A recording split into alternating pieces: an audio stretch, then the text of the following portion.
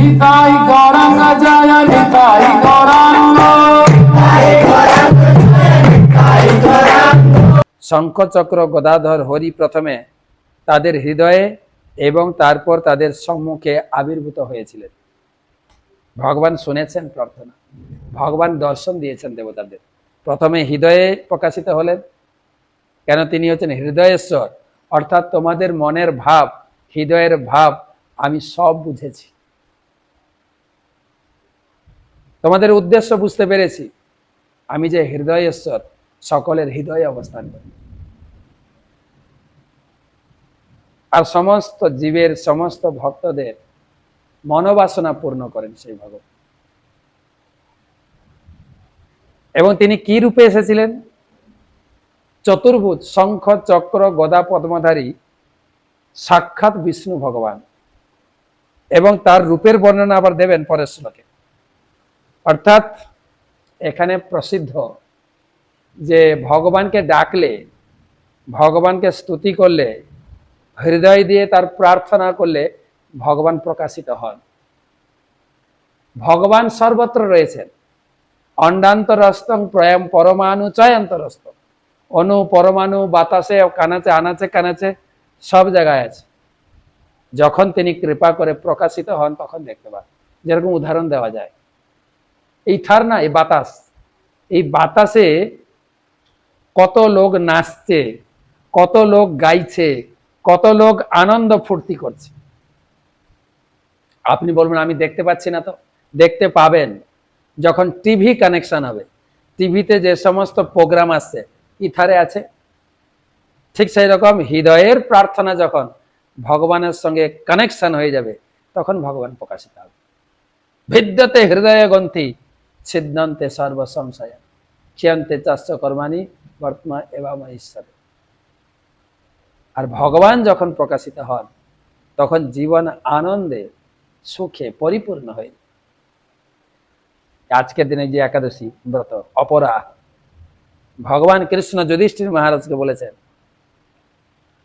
অপার কৃপা লাভ করার জন্য এই অপরা একাদশী। অপার কৃপা, যে কৃপার কোনো তুলনা হয় না। যারা জাগতিক লোক, যারা হয়তো পুরো বৈষ্ণব ধর্ম গ্রহণ করেনি, তারাও উপকৃত হবে। জীবনের যত প্রকারের খুঁটিয়ে খুঁটিয়ে পাপ আছে, ব্রহ্মহত্যা, একাদশী মাত্রাটা পড়েছেন আপনার, ব্রহ্মহত্যা, তারপরে মিথ্যা ভাষণ, মিথ্যা সাক্ষ্য, মিথ্যা জ্যোতির্বিদ্যা, ভ্রূণ হত্যা, যত যত বাঘা বাঘা পাপ আছে নষ্ট হবে জাগতিক লোকের জন্য। আর যারা পাপ করে না, যদিও সূক্ষ্মাতে সূক্ষ্মভাবে পাপ হয়, যারা পাপ করে না তাদের জন্য বিষ্ণু ভক্তি, বিষ্ণু লোকে ফিরে যাওয়ার বরদান দিয়েছেন ভগবান। সে কত কথা। প্রয়াগে মাঘী স্নান, তারপরে পিতৃপক্ষে গয়াতে পিণ্ডদান, শিব চতুর্দশীতে কাশীতে শিবব্রতের ফল, সব আজকের একাদশীতে পেয়ে যাবেন। পেয়ে গেছেন, আপনারা ব্রত করেছেন, কালকে টাইম মতো আপনার পালন করবেন সময় বুঝে, তাহলে একাদশীটা সম্পূর্ণ হবে। তো ভগবান খুব সন্তুষ্ট হয়। উপবাস, ভগবানের নিকটে বাস।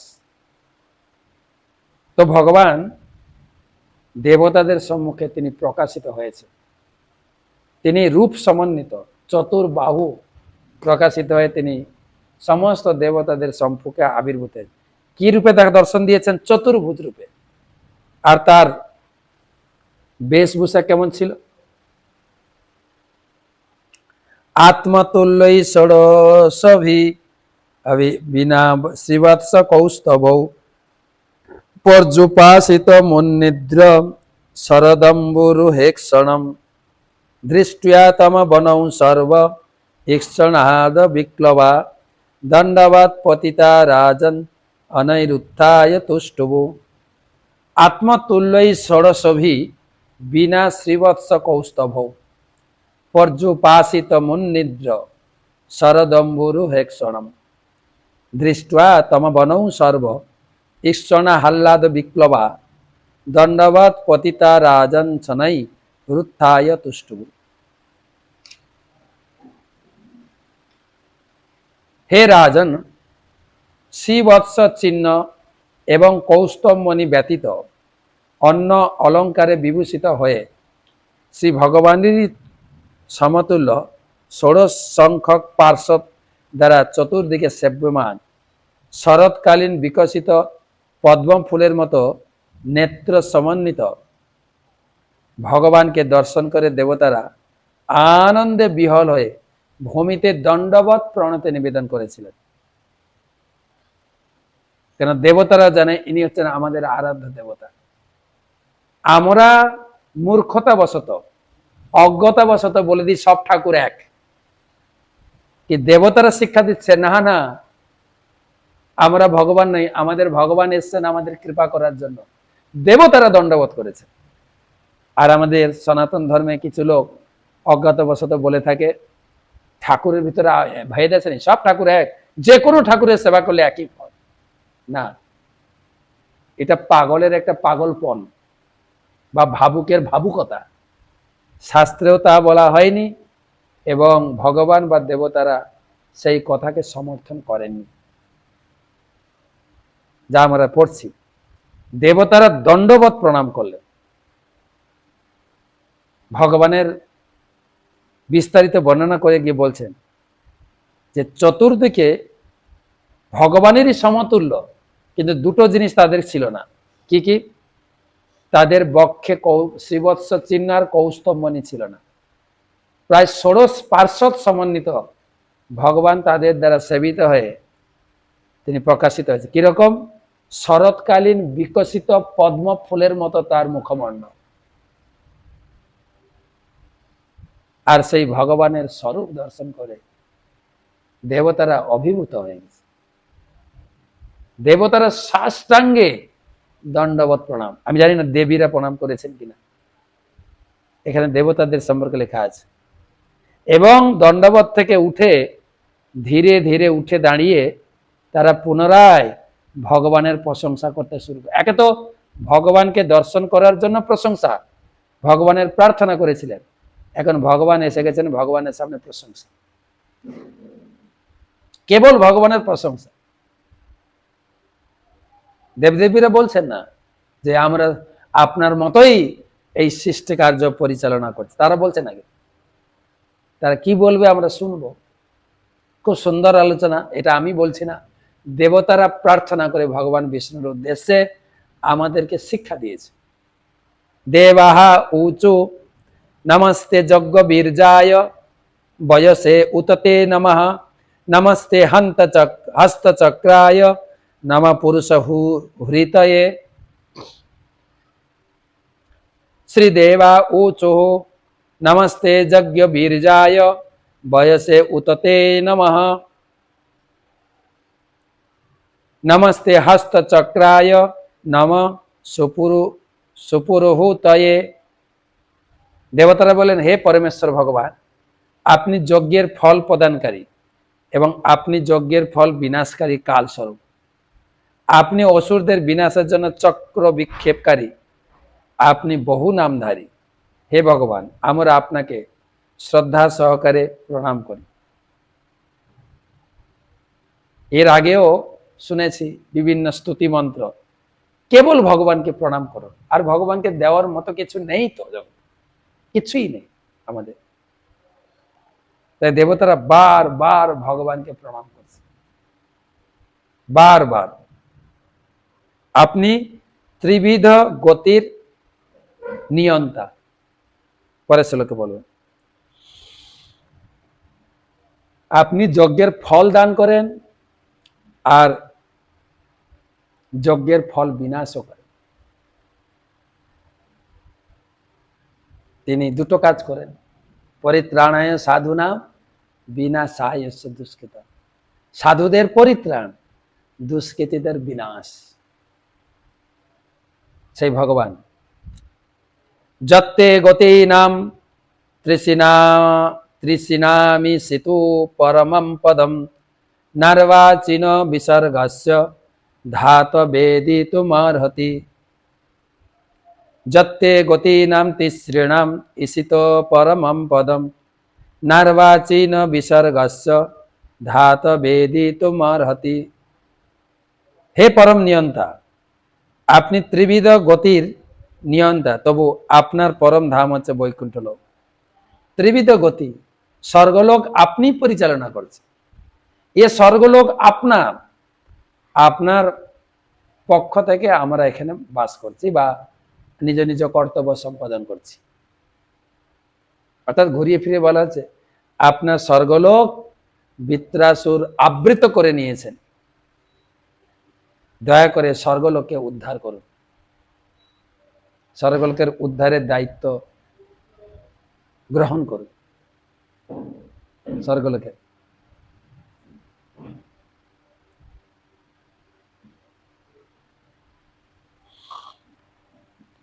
মনুষ্য জন্ম আর নরক যন্ত্রণা, তিনটা জিনিস আপনি পরিচালনা করেন। এখানে দেবতারা বলছেন স্বর্গলোকের উন্নতি, মনুষ্য জন্ম এবং নরক যন্ত্রণা। যদিও ভিন্ন ভিন্ন দেবতা রয়েছেন এই তিনটা কাজ করার জন্য। যমলোক আছেন, স্বর্গের দেবতারা আছেন, তথাপি দেবতারা বলছেন আমরা নিমিত্ত মাত্র, আপনি সবকিছু, আপনি সবকিছু পরিচালনা করেন, আপনার অধক্ষতায় সবকিছু পরিচালিত হচ্ছে, সে বিষয়ে কোনো সন্দেহের অবকাশ নেই। আর কি, আপনি থাকেন কোথায়? আমরা অনেক আধ্যাত্মিক লোক তাও জানি না, একটু মাথা উঁচু করে দিয়ে ভগবান স্বর্গে থাকে। আপনি থাকেন বৈকুণ্ঠ লোকে, যেখানে কোনো প্রকার কুণ্ঠা নেই। যেহেতু আপনি জড়জগৎ সৃষ্টি করার পর আমরা এসেছি, তাই আপনার কার্যকলাপ অবগত হওয়া আমাদের পক্ষে অসম্ভব। মানে আপনি সৃষ্টি করেছেন, এই জগৎকে সৃষ্টি করেছেন, আমাদেরকে সৃষ্টি করেছেন, স্বর্গলোক মনুষ্যলোক সব আপনারই সৃষ্টি। আপনার ইশারায়, আপনার দৃষ্টিপাতের মাধ্যমে এই জগৎ সৃষ্টি হয়েছে।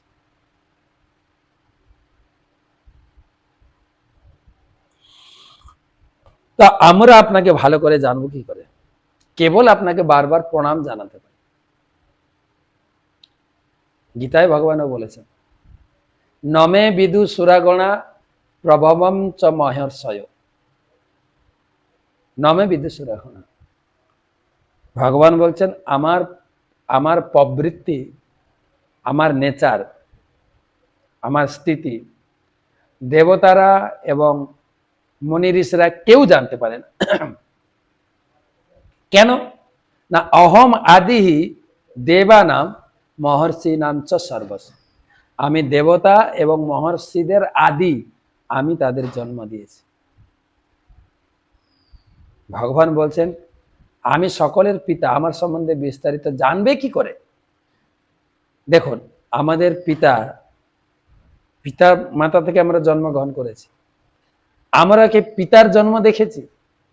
ভগবান সেটাই বলছেন সবাইকে আমি জন্ম দিয়েছি, আমার জন্ম সম্বন্ধে লোকে ভালো করে জানে না।